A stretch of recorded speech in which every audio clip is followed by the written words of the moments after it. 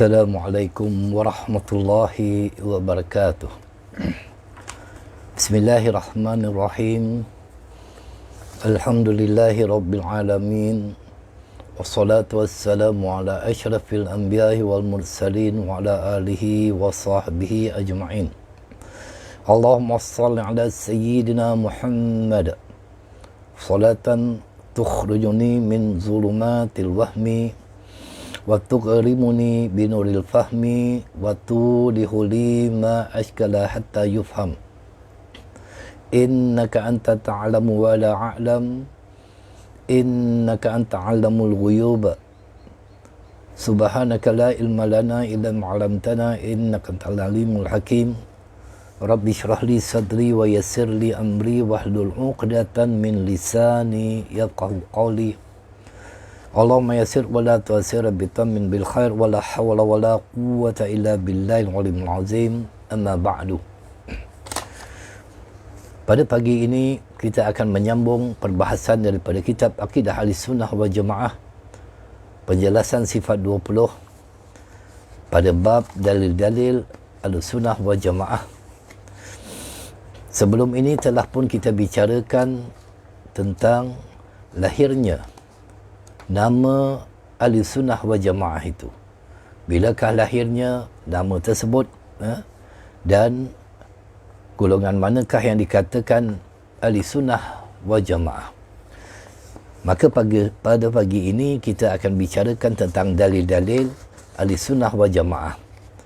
Apakah ada dalil daripada Al-Quran dan hadis yang menunjukkan bahawa mazhab Al-Asy'ari dan Al-Maturidi memang Ahlussunnah wal Jamaah? Kerana kita selalu mengklaim ataupun mendakwa bahawa apabila disebut Ahlussunnah wal Jamaah, maka dinisbahkan kepada mazhab ataupun pengasas sifat 20, iaitu golongan Al-Asy'ariyah dan Al-Maturidiyah, sebagaimana yang telah pun disebut di dalam kitab Ittifaq As-Sadah Al-Muttaqin oleh Al-Hafiz Murtada Az-Zabidi, iza utliqa Ahlussunnati wal Jama'ati wal muradul bihim Al-Asy'ariyah wal Maturidiyah. Jika diitlakkan, digunakan lafaz As-Sunnah wal Jamaah, maka yang dimaksudkan dengan mereka ialah golongan Asy'ariyah dan Al-Maturidiyah. Baik. Dalil-dalil tersebut antara lain di dalam hadis. Yang pertamanya, di antara kriteria yang melayakkan menyebut sebagai Ahlussunnah wal Jamaah ataupun Al-Firqah An-Najiyah, golongan yang selamat, adalah mereka yang konsisten dalam memegang teguh ajaran Nabi sallallahu alaihi wasallam dan sahabat radhiyallahu anhum. Hal tersebut sesuai dengan hadis yang berbunyi, an Abdillah bin Amr radhiyallahu anhu ta'ala, daripada Abdullah bin Amr radhiyallahu anhu ta'ala, qala Rasulullah sallallahu alaihi wasallam, di mana Rasulullah telah bersabda, inna bani Israel laftaraku ala ihda wa sam'in millah. Sesungguhnya Bani Israel bercerai-berai menjadi 71 golongan. Wa taftariqu ummati ala salasin wa sam'in millatan kulluha finnar illa millatan wahidatan. Faqila lahu mal wahidah, qala ma ana alaihi yawma wa ashabi. Dan umatku akan berai menjadi 73 golongan. Semuanya akan masuk ke neraka kecuali satu golongan. Maka Nabi SAW ditanya siapakah satu golongan tersebut. Maka dijawab oleh Rasulullah sallallahu alaihi wasallam, golongan yang mengikut ajaran yang dipegang teguh olehku dan para sahabatku. Hadis ini kalau kita melihat diriwayatkan oleh Imam At-Tirmizi, Imam Al-Hakim dalam Mustadrak, dan juga Al-Marwazi, Al-Juri, begitu banyak ulama yang meriwayatkan hadis ini. Hadis di atas ataupun hadis yang kita bacakan tadi itu memberikan penjelasan bahawa golongan yang selamat ketika umat Islam terpecah belah menjadi berbagai golongan adalah golongan yang konsisten dan selalu mengikut ajaran Nabi SAW dan ajaran sahabatnya. Dalam erti lain, ajaran-ajaran yang diikutinya memiliki sandaran dari hadis-hadis dan asar para sahabat. Itu sebab perkara ini perlu kita melihatkan, iaitu mazhab Al-Asy'ari dan Al-Maturidi sebagai perwakilan Ahli Sunnah wal Jamaah selalu berpegang teguh dengan ajaran baginda Nabi sallallahu alaihi wasallam dan sahabatnya. Al-Imam Az-Zabidi mengatakan, wal yu'lam anna kullan minal imamaini Abil Hasani wa Abi Mansurin, hendaklah diketahui bahawa masing-masing dari Al-Imam Abu Hasan Al-Asy'ari dan Al-Imam Abu Mansur Al-Maturidi rahimahullah ta'ala, wa jazahuma 'anil islami khairan lam yubdi'a min indihima ra'yan wa lam yashtaqqa mazhaban innama huma muqarrira lil mazahibis salafi munadilan ni'amma kanat alaihi ashabu Rasulillah sallallahu alaihi wasallam, dan membalas kebaikan mereka kepada Islam, tidak membuat pendapat baru dan tidak menciptakan mazhab baru dalam Islam. Ia bukan merupakan mazhab yang baru, tetapi telah pun ada di zaman Rasulullah. Mereka hanya menetapkan pendapat-pendapat ulama salaf dan membela ajaran sahabat Rasulullah sallallahu alaihi wasallam, wa nazara kullun minhuma zawil bid'ah wad dhalalati hatta qata'u wa wallau munhazimin. Mereka hanya menetapkan pendapat-pendapat ulama salaf. Mereka telah berdebat dengan kalangan ahli bid'ah dan kesesatan sampai mereka takluk dan melarikan diri. Maksudnya telah banyak diadakan perdebatan, muzakarah ataupun untuk menentukan benarkah Al-Asy'ariyah ini dan Al-Maturidiyah ini tergolong di kalangan Ahli Sunnah wal Jamaah, dan Allah telah memberi kemenangan kepada golongan ini, iaitu golongan Ahli Sunnah wal Jamaah. Maka ahli bid'ah yang terkeluar daripada Ahli Sunnah wal Jamaah, mereka itu tidak mampu untuk berhujah. Pernyataan Al-Imam Az-Zabidi di atas menyimpulkan bahawa Al-Imam Al-Asy'ari dan Al-Imam Al-Maturidi tidak membuat ajaran baru dan tidak mendirikan mazhab baru dalam Islam. Mereka berdua hanya membangun manhaj atau metodologi untuk membela dan mempertahankan ajaran para sahabat dan generasi salaf yang diperolehi daripada baginda Nabi SAW. Jadi dipertahankan apa yang telah diajar oleh Rasulullah dan para sahabat. Pertanyaannya sekarang adalah, adakah bukti-bukti ilmiah bahawa Asy'ariyah dan Maturidiyah selalu mengikuti ajaran Nabi SAW dan sahabat? Baik. Maka terlalu banyak sekali bukti-bukti yang menunjukkan bahawa golongan Asy'ariyah dan Maturidiyah ini yang mengikut jalan mereka terlalu banyak bukti yang mereka mengikut ajaran baginda Nabi SAW dan para sahabat. Antara lain, majoriti ahli tafsir dan ahli hadis 90% mengikuti mazhab Al-Asy'ari dan Maturidi. Dalil yang kedua, di antara kriteria ahli sunnah wal jamaah kalau nak klaim sebagai ahli sunnah wal jamaah adalah golongan yang berpegang teguh dengan konsep jamaah. Kerana ahli sunnah wal jamaah, hadis-hadis tentang keharusan berpegang teguh dengan konsep jamaah terlalu banyak. Antara lain hadis yang disebutkan oleh Muawiyah bin Abi Sufyan. An Muawiyah bin Abi Sufyan radhiyallahu ta'ala anna Rasulullah sallallahu alaihi wasallam qala.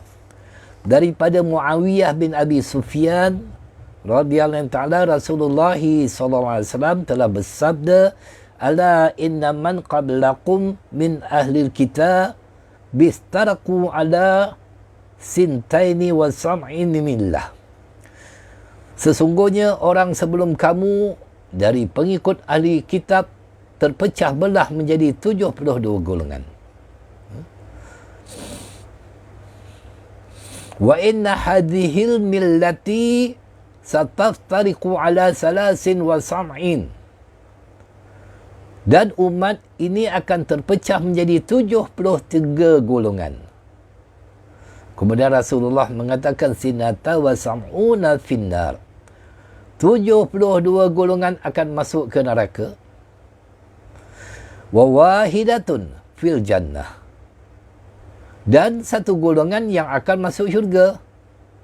Wahiyal jamaah, iaitu golongan al-jamaah. Hadis ini hadis yang sahih yang diriwayatkan oleh Imam Ahmad dan Abu Daud. Begitu juga sebagaimana hadis yang menyebutkan wa an Umar bin Khattab radhiyallahu ta'ala qala Rasulullah sallallahu alaihi wasallam, daripada Sayyidina Umar bin Khattab radhiyallahu ta'ala, di mana Rasulullah sallallahu alaihi wasallam telah bersabda, alaikum bil jama'ati wa iyyakum wal furqati fa inna syaitana ma'al wahidi wa huwa minal isnaini abad. Ikutilah kelompok yang banyak dan jauhilah perpecahan, kerana syaitan bersama orang yang sendirian. Syaitan akan lebih jauh dari orang yang berdua-duaan. Maksudnya dalam kalangan jemaah. Kalau seorang itu mudah didekati oleh syaitan. Itu sebab kita dalam sembahyang pun kita dituntut untuk berjemaah. Wa man arada najbu hatta al-jannati falyalzamil jamaah. Barang siapa yang menginginkan tempat yang lapang di syurga, maka ikutilah al-jamaah.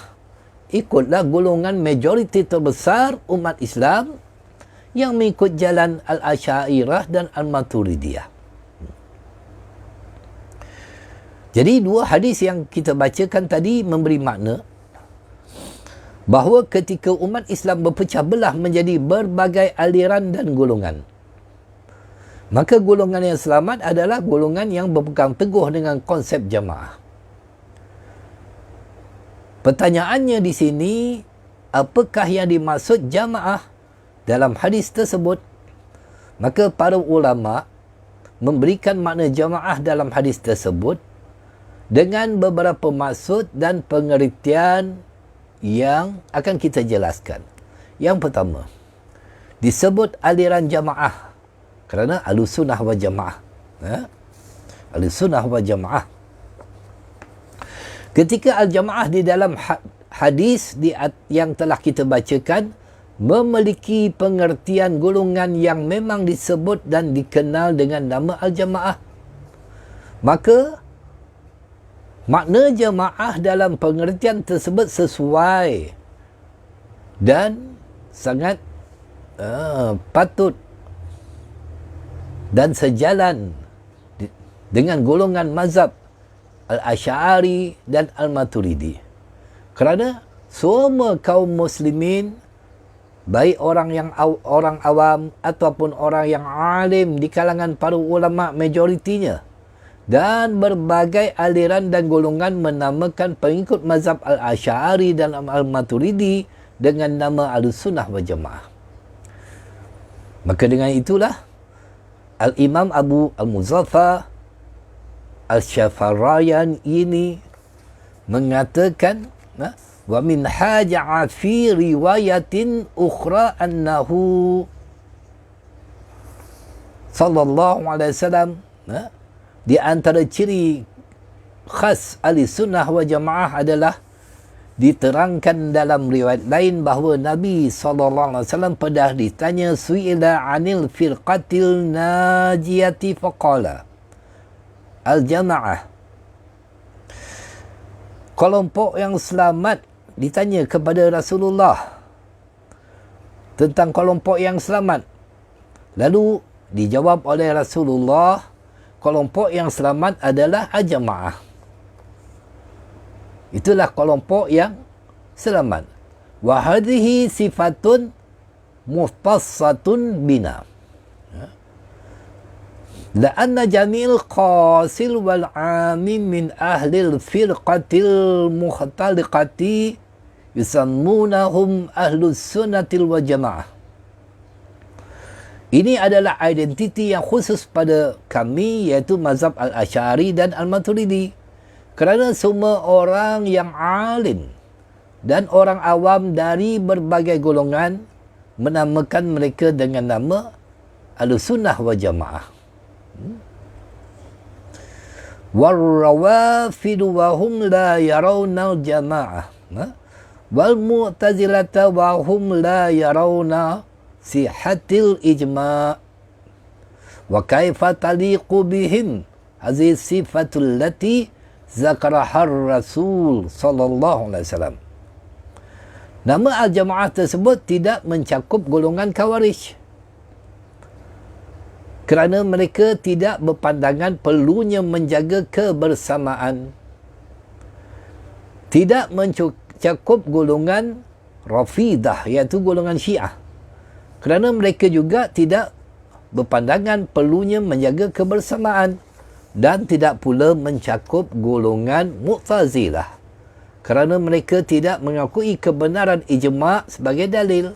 Sifat jemaah yang disebutkan oleh Rasulullah SAW ini tidak layak bagi mereka. Maka tidak layak. Golongan yang 72 golongan tadi itu tidak layak untuk menisbahkan mereka itu Ahlussunnah wal Jamaah. Walaupun mereka mendakwa bahawa mereka juga Ahlussunnah wal Jamaah, tetapi tidak ada kriteria dan tidak ada bukti yang menunjukkan bahawa mereka itu adalah diikuti oleh golongan majoriti umat Islam, baik di kalangan orang-orang alim, para ulama ataupun orang-orang awam. Jadi mengikuti ijma' ulama. Kata al-jamaah dalam hadis di atas juga memiliki pengertian golongan yang menjadikan ijma' sebagai hujah dan dalil dalam beragama. Iaitu dalam kita mengambil sesuatu hukum, yang pertamanya kita berpegang kepada Al-Quran, kemudiannya As-Sunnah, kemudiannya ijma', kemudiannya qiyas. Kalau dia hanya berpegang kepada Al-Quran dan hadis dengan menolak ulama', maka itu terkeluar daripada Ahlussunnah wal Jamaah. Hal ini berdasarkan pada dalil Al-Quran dan hadis yang mewajibkan mengikut ijma' ulama'.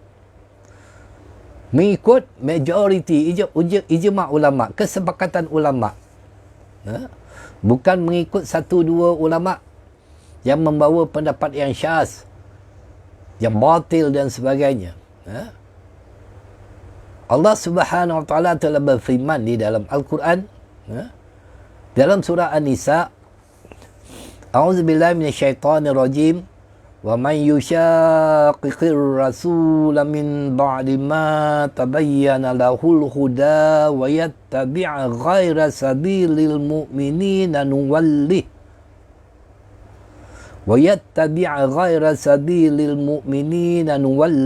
ma tawalla wa nuslihi jahannam wa sa'at masira.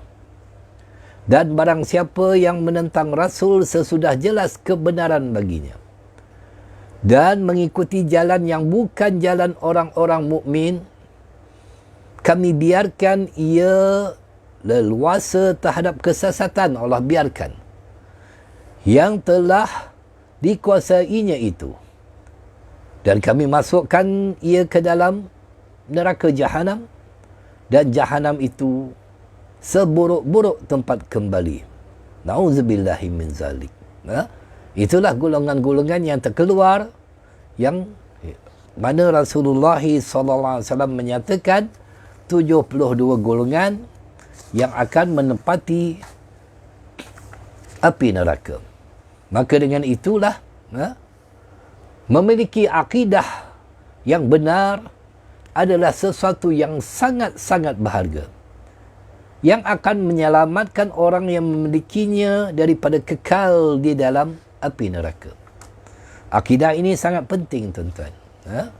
Itu sebab kalau kita tidak mempelajari ilmu akidah, ditakuti kita akan mengikut ataupun terpedaya ataupun mudah untuk ditipu oleh golongan-golongan yang mereka itu juga mendakwa sebagai ahli sunnah wal jamaah.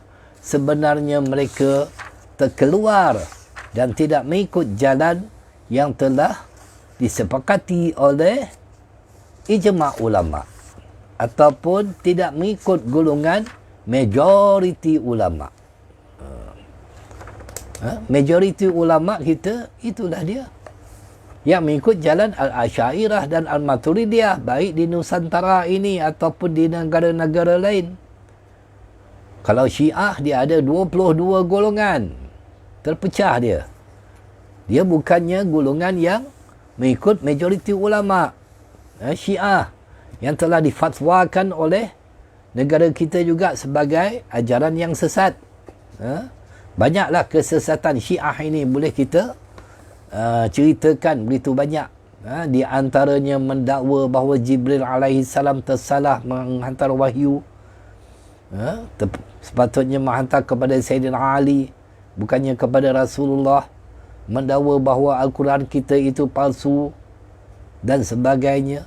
Kita tengok sembahyang Syiah pun caranya lain, dan mereka itu di antara yang melaknat sahabat baginda Nabi SAW, melaknat Ummul Mukminin Sayyidatina Aisyah radhiyallahu taala dan sebagainya. Ini Syiah yang kita tengok.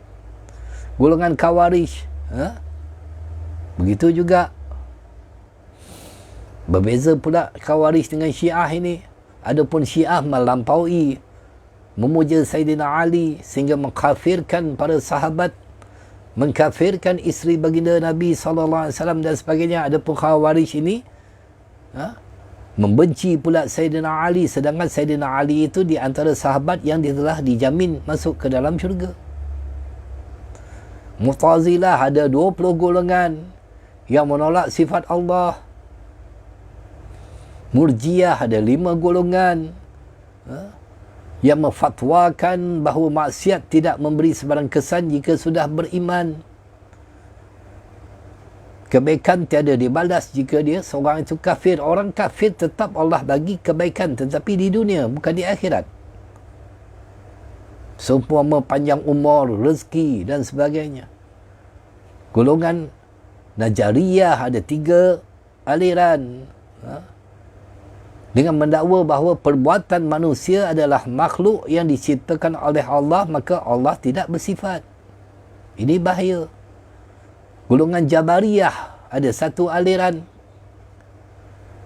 dengan mengatakan bahawa manusia adalah majbur, iaitu mengerjakan perbuatan dalam keadaan terpaksa. Kita bukan dalam keadaan terpaksa, kita diberi pilihan. Diberi pilihan oleh Allah SWT. Dan golongan Musyabihah, mujasimah, ini ramai di negara kita. Telah bertapak, dulunya sedikit, dulu secara sembunyi golongan ini menyampaikan ajaran. Hari ini secara terang-terangan, mereka telah pun diberi tempat keluar di kaca-kaca televisyen, menulis di dada-dada akhbar dan sebagainya, dilantik sebagai penguasa dan sebagainya, dilantik sebagai orang besar dan sebagainya, yang menyamakan Allah dengan makhluk. Golongan musyabihah dan mujasimah, ini golongan ini telah mula bertapak dan begitu ramailah, baik di Indonesia, begitu juga di negara kita. Kalau dulu mereka itu tak ramai, tetapi setelah dibiarkan tidak ada pengharaman terhadap mereka itu ataupun tidak disekat dengan sebenar-benarnya, maka mereka itu berleluasa pada hari ini. Kecuali beberapa negeri yang mereka itu begitu tegas, golongan-golongan musyabihah, mujasimah ini tidak dibenarkan untuk menyampaikan ilmu kerana membawa akidah yang batil dengan mengatakan Allah itu bertempat, Allah itu berjisim, berjirim dan sebagainya, dan seringkali membesar-besarkan perkara-perkara khilafiyah, sehingga kan membida'ahkan umat Islam dalam perkara-perkara furuk, perkara-perkara ranting, yang sebenarnya mereka tidak memahami tentang hadis bid'ah tersebut. Ini juga sangat-sangat bahaya. Dan apabila umat Islam telah lalai, umat Islam tidak lagi kuat berpegang kepada agama dan mengambil agama ini sambil lewa, maka mudahlah bagi golongan ini untuk menyesatkan ataupun mempengaruhi umat Islam dan sebagainya. Apatah lagi mereka itu membesarkan perkara-perkara khilafiyah, seumpama dalam membaca kunut subuh, dalam mengadakan tahlil arwah, talqin kepada mayat ketika mayat itu dikuburkan, membaca Al-Quran di kubur. Apa lagi? Mengadakan sambutan Maulidur Rasul, membaca doa awal tahun dan akhir tahun, berbagai-bagai perkara, membaca Yasin, menetapkan bacaan Yasin pada tiap-tiap malam Jumaat. Dan apabila umat Islam mereka itu tidak kuat berpegang pada agama dan malas pula untuk beramal, maka mereka mudah untuk mengikuti jalan sebegini, sehingga kan pada hari ini tidak lagi seumpama dahulu. Yang mana kalau dahulu kita tengok rumah-rumah orang-orang terdahulu, mereka itu melazimkan membaca ratib al-hadad, membaca maulid, kitab Syekh Ja'far al-Bazanji di rumah mereka, mengumpulkan orang ramai, menjamu makan, suka mengadakan majlis keraian di rumah mereka, mengadakan tahlil arwah di rumah mereka dan sebagainya, mengkhatamkan Al-Quran di kuburan dan sebagainya. Tetapi hari ini tidak ada lagi, kerana umat Islam pada akhir zaman ini mereka itu telah pun dibuai dengan kelalaian, keseronokan, yang akhirnya mereka itu tidak mendekati agama ini, apatah lagi untuk mempelajari ilmu akidah, ilmu fiqh dan ilmu tasawuf secara tafsil, secara teliti, secara terperinci, dan mengambil agama ini sambil lewa saja. Lalu mudahlah bagi golongan musyabihah, golongan mujasimah ataupun yang disebut sebagai golongan Wahabi, walaupun mereka itu menamakan diri mereka Salafi, tetapi mereka adalah golongan Wahabiyah yang cuba mempengaruhi umat Islam sehinggakan umat Islam semakin suka dengan ajaran tanpa beramal soleh. Bukankah mudah tanpa beramal soleh? Kalau mati kedua ibu dan ayahnya, tak perlu lagi buat tahlil arwah, tak perlu lagi untuk menziarahi kubur mereka, tak perlu lagi untuk membacakan talqin, tidak perlu lagi membaca Quran di kubur, tidak perlu lagi zikir-zikir secara beramai-ramai selepas daripada solat, tidak perlu mengadakan sambutan maulidur Rasul demi memuliakan Sayyidina Rasulullah SAW dan sebagainya. Inilah yang berlaku pada akhir zaman, dan mereka itu sedikit demi sedikit akan mempengaruhi umat Islam untuk hanya berpegang kepada Al-Quran dan hadis dengan menolak ijma'. Lalu umat Islam pun seronok tanpa ada guru yang mursyid untuk mengajar mereka. Mereka tidak lagi mengikut jalan para ulama-ulama salaf, ulama-ulama terdahulu, kerana telah pun ditipu daya oleh golongan-golongan sebegini, sehingga kan mereka itu apabila membaca Al-Quran, lalu mereka itu memahami Al-Quran mengikut kehendak nafsu mereka. Maka jadilah mereka itu golongan musyabihah mujassimah yang memahami ayat Al-Quran dan hadis baginda Nabi SAW secara literal, secara zahir ayat sahaja. Sehingga kan mereka itu mengatakan bahawa Allah itu bertempat, Allah itu berkaki, Allah itu bertangan, Allah itu berwajah dan sebagainya. Inilah akidah yang sangat-sangat kita takuti kerana telah menyamakan Allah SWT dengan makhluknya. Sedangkan baginda Nabi SAW telah bersabda, tafakkaru fi khalqillah wa la tafakkaru fi dhatillah. Fikirkan olehmu tentang makhluk Allah, janganlah kamu fikir tentang zat Allah. Mana mampu untuk kita melihat Allah dan untuk kita mengatakan tentang sesuatu yang tidak layak untuk Allah Subhanahu wa taala. Maka dengan itulah para ulama mengatakan man arafa nafsahu faqad arafa rabbah. Barang siapa yang mengenal dirinya, maka dia mengenal Tuhannya. Maksudnya dia tahu dirinya itu lemah, bahawa dia tidak akan mampu untuk memahami zatnya Allah Subhanahu wa taala. Inilah yang perlu kita mempelajari ilmu akidah ini.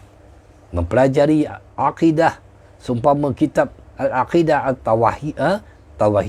Tahawiyah dan sebagainya. Kitab Aqidah An-Najin. Banyak lagi kitab-kitab. Kitab-kitab Umul Barahin dan sebagainya. Tetapi pada kesempatan ini kita memberikan pengajian secara asas. Pengajian secara asas sifat 50 itu. Kerana pengajian sifat 50 ini telah pun mula ditinggalkan oleh umat Islam. Tidak lagi mereka itu mempelajarinya. Ini yang menjadi bahaya, ancaman kepada akidah umat Islam. Allah Rabbi. Maka dengan itu ayat yang menyebutkan tentang mereka yang telah pun tersesat jalan itu, yang mana Allah Subhanahu Wa Taala mengatakan mereka itu akan dimasukkan ke neraka Jahannam. Ayat yang telah kita bacakan itu menyampaikan ancaman neraka Jahannam bagi orang-orang yang menentang ajaran Rasulullah SAW dan mengikuti jalan selain jalan orang-orang yang beriman. Ayat tersebut memberikan kekuatan hukum bagi jalan hidup dalam agama yang diikuti oleh seluruh umat Islam. Tetapi pada hari ini mereka itu menyalah-nyalahkan para ulama salaf dan sebagainya, ulama-ulama terdahulu dan sebagainya.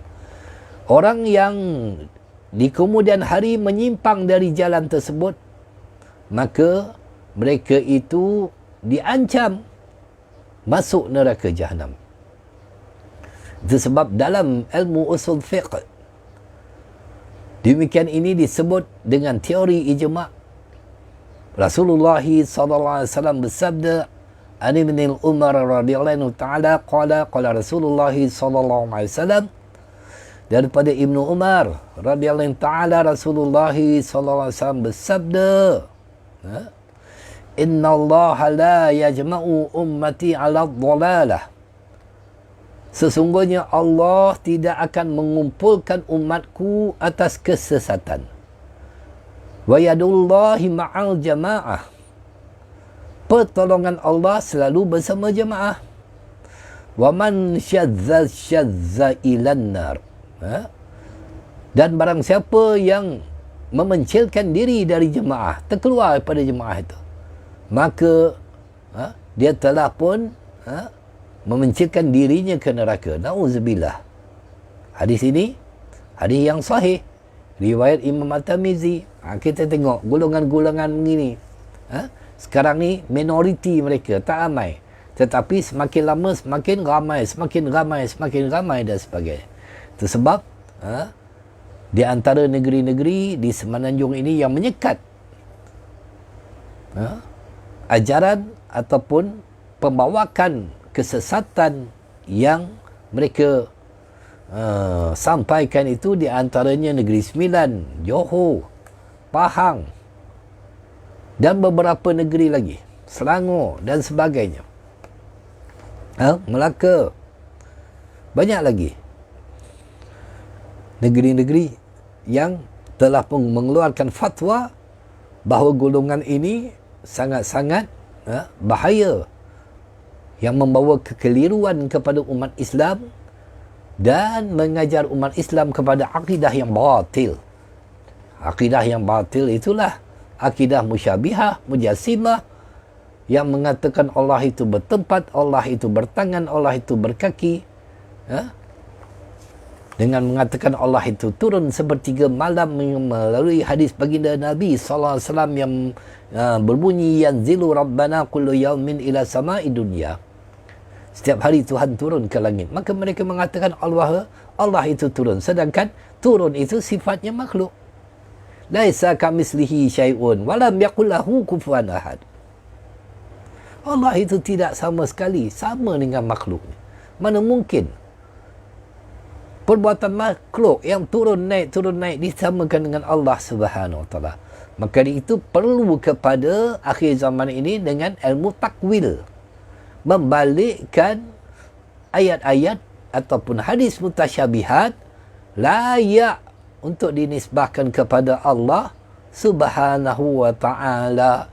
Seumpama ayat di dalam surah Taha, Ar-Rahmanu 'alal 'arsy istawa. Bukannya Allah SWT itu dikatakan berada di atas arasy. Bukan begitu maksudnya. Kena faham. Maka para ulama memilih takwil itu dengan mengatakan Allah itu menguasai arasy. Bukannya Allah itu berada di atas arasy. Itu sebab istawa itu ada mengandungi beberapa makna di dalam bahasa Arabnya. Faham tentang perkara itu. Baik. Maka hadis itu, hadis yang dibacakan tentang mereka yang tidak mengikuti jemaah, memencilkan diri daripada jemaah, maka itulah mazhab Al-Asy'ari dan Al-Maturidi sebagai perwakilan Ahlussunnah wal Jamaah selalu berpegang teguh dan mematuhi ijma' ulama sebagai salah satu dalil yang muktabar dalam menetapkan hukum-hukum syariat. Seumpama keempat-empat mazhab telah pun bersepakat bahawa wajib seseorang itu mengqadakkan solat yang sengaja ditinggalkan. Datang seorang mengatakan tidak wajib. Jadi apakah kita nak menolak majoriti dengan mengambil pendapat yang syaz, pendapat yang satu tadi itu? Maka tertolak. Pendapat seumpama pendapat Ibn Taymiyah dan sebagainya. Fatwa-fatwa yang banyak menyelisihi ataupun berselisih, ada 60 fatwanya yang berselisih daripada fatwa ijma' ulama. Dalam hal ini Al-Imam Abu Al-Muzaffar Al-Syafariyini berkata, wa minha annahum yasta'miluna fil adillata syar'iyyati kitab Allah wa sunnatu rasulih sallallahu alaihi wasallam. Di antara bukti-bukti keselamatan Ahlussunnah wal Jamaah Asy'ariyah Maturidiyah adalah mereka menggunakan Al-Quran, sunnah Rasulullah sallallahu alaihi wasallam, wa ijma'al ummati wal qiyas, dan juga ijma' dan qiyas. Ikut Al-Quran, As-Sunnah, ijma', qiyas. Wal qiyas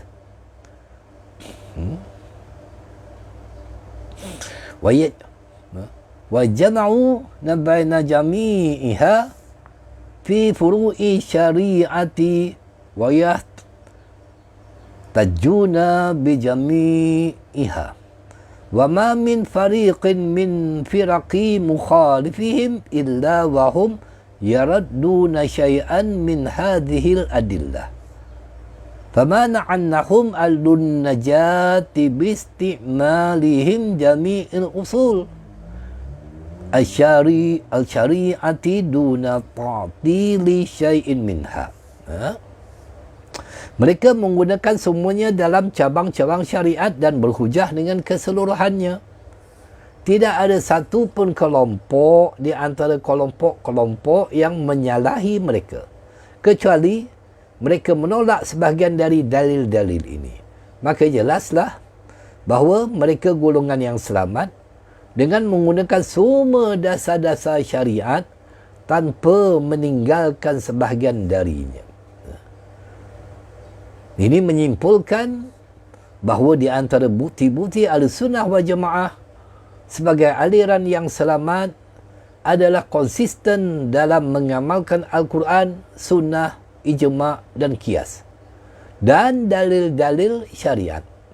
Sedangkan aliran-aliran di luar Ahlussunnah wal Jamaah ada yang tidak mengakui ijma', seperti Khawarij, Syiah dan Mu'tazilah, dan ada yang seiring melanggar ijma', seumpama golongan Mujassimah, Musyabihah, ataupun kita sebut sebagai golongan Al-Wahhabiyah. Maka ketiganya memelihara kebersamaan dan kerukunan. Kata al-jamaah di dalam hadis yang kita bacakan juga memiliki pengertian menjaga kebersamaan dan kerukunan. Maksudnya, meskipun di antara sesama mereka banyak berlaku khilaf, perbezaan pendapat, seumpama membaca kunut subuh, ataupun membaca basmalah di dalam sembahyang, dan berbagai lagi.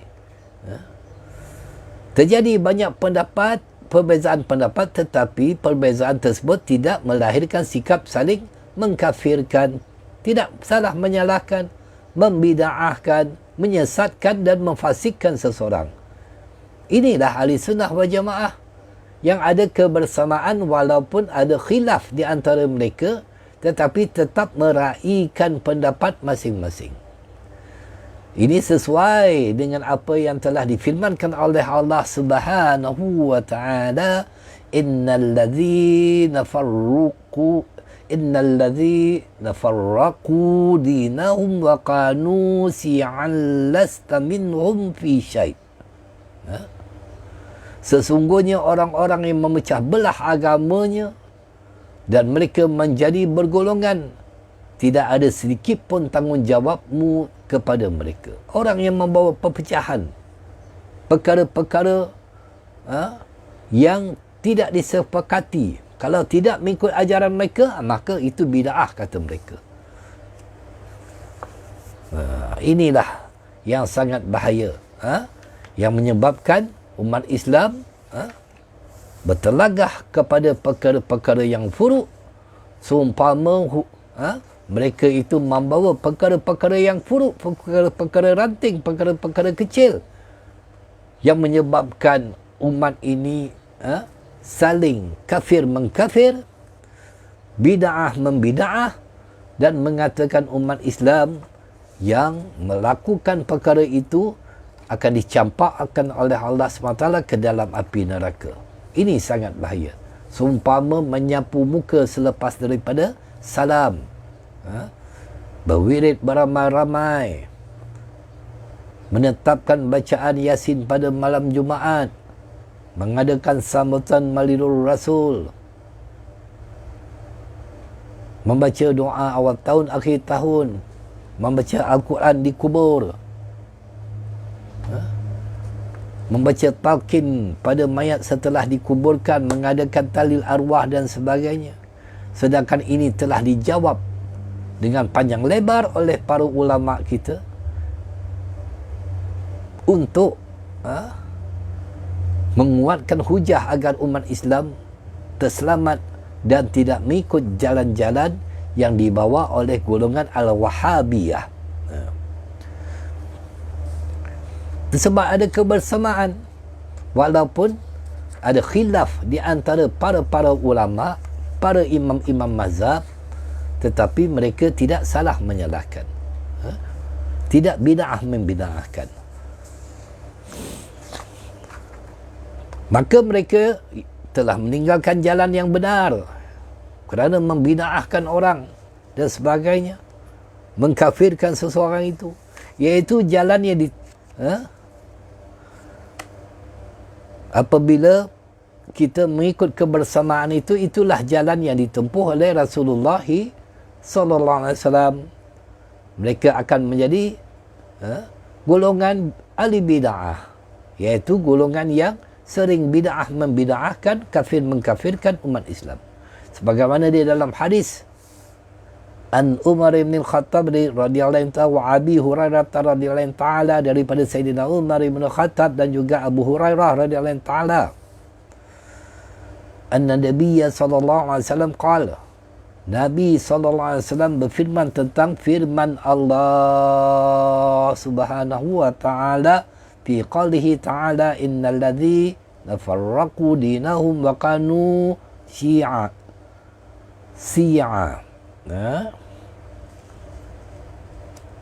Firman Allah Subhanahu wa ta'ala tadi itu, innal ladzina farraqu dinahum wa kanu syi'an lasta minhum fi syai'. Dalam hadis itu dia sampai kepada syi'a, iaitu alul bid'ati wal ahwa limin hazihil ummah. Jadi baginda Nabi SAW bersabda tentang firman Allah yang kita bacakan tadi itu, sesungguhnya orang-orang yang memecah belah agama jangan mereka menjadi bergolongan, maka disebutkan mereka adalah pengikut bid'ah dan hawa nafsu dari umat Islam ini.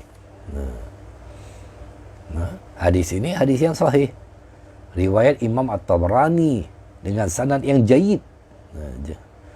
Maka keterangan daripada hadis itu menekankan tentang wajibnya menjaga kebersamaan dan kerukunan.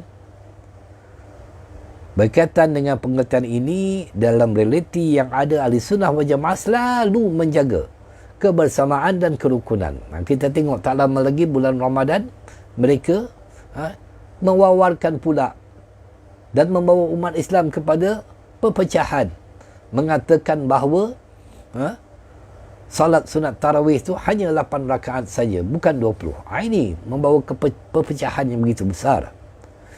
Akhirnya ramai di antara mereka mengikut jalan mereka itu kerana nak mudah dalam beramal soleh. Perbezaan pendapat di antara mereka tidak sampai menimbulkan perpecahan, tafarruq, dan menyebabkan mereka menjadi terkotak-kotak dalam beberapa golongan. Kerana perbezaan di kalangan mereka hanya sangkut menyangkut ataupun hanyalah perkara-perkara soal furuk, iaitu ranting dan cabang, bukan soal usul, bukannya pokok pada ajaran. Hal tersebut berbeza dengan aliran-aliran yang di luar ahli sunnah wal jamaah, di mana perbezaan pendapat di antara mereka selalunya membawa kepada perpecahan dan melahirkan sikap kafir mengkafirkan, bid'ah membid'ahkan dan memfasikkan seseorang itu. Hal inilah yang membezakan ahli sunnah wal jamaah dengan aliran-aliran yang terkeluar daripada ahli sunnah wal jamaah. Inilah yang telah disebut oleh Abu Muzaffar Syafur bin Tahir Al-Asfaragini di dalam At-Tabshir fil Ad-Din.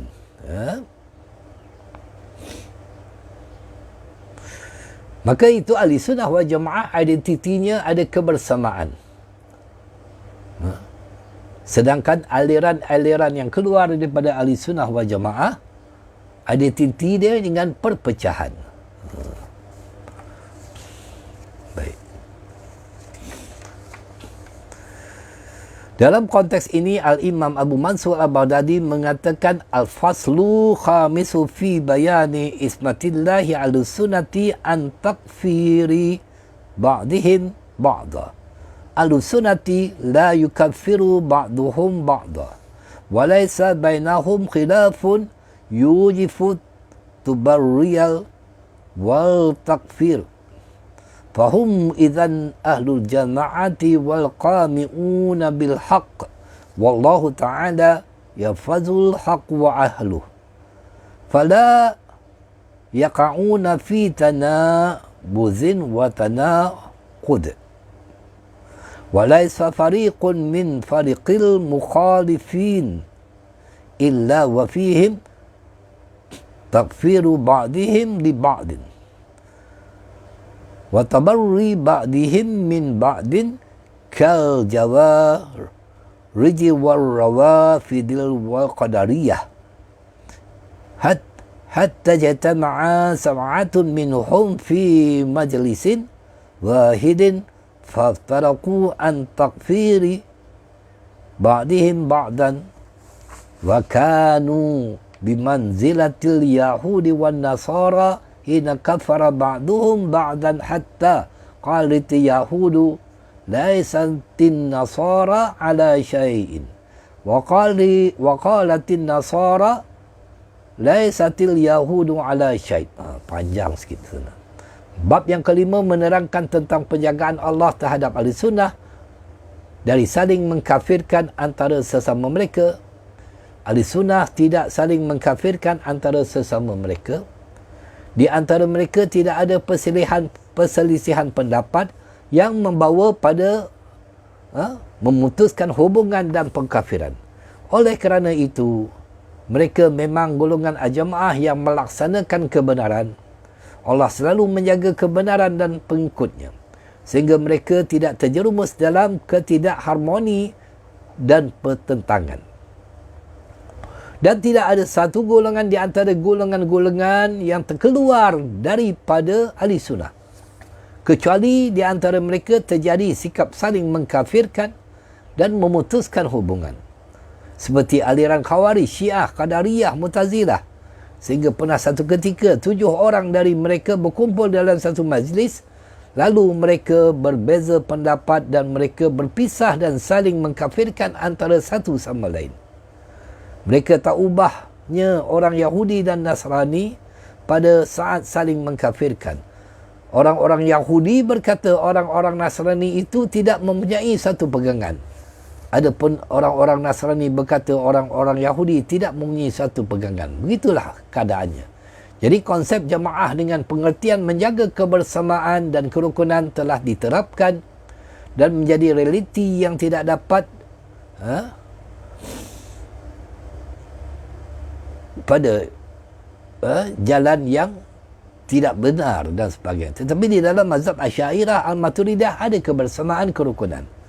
Para pengikut mazhab Asy'ari Maturidi selalu menjaga kebersamaan dan kerukunan. Perbezaan pendapat di antara mereka tidak melahirkan sikap permusuhan, tidak ekstrim, tidak bid'ah membid'ahkan, memfasikkan seseorang, apalagi saling mengkafirkan.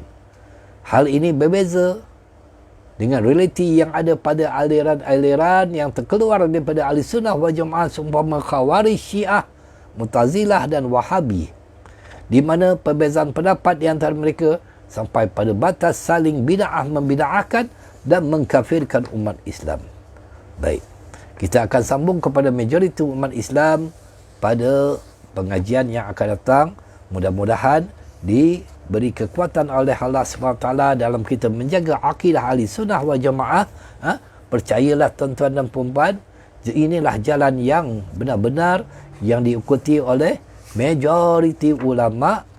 Kalau kita tidak berpegang kepada majoriti ulama, maka itu akan membawa kepada kesesatan yang lebih dahsyat lagi, sehingga kan kita itu takut kalau kita itu mengikut jalan-jalan ahli bid'ah yang dikatakan 72 golongan masuk ke dalam neraka itu. Na'udzubillah. Mudah-mudahan Allah SWT menyelamatkan akidah kita, ahli keluarga kita, semuanya umat Islam dan sebagainya. Dan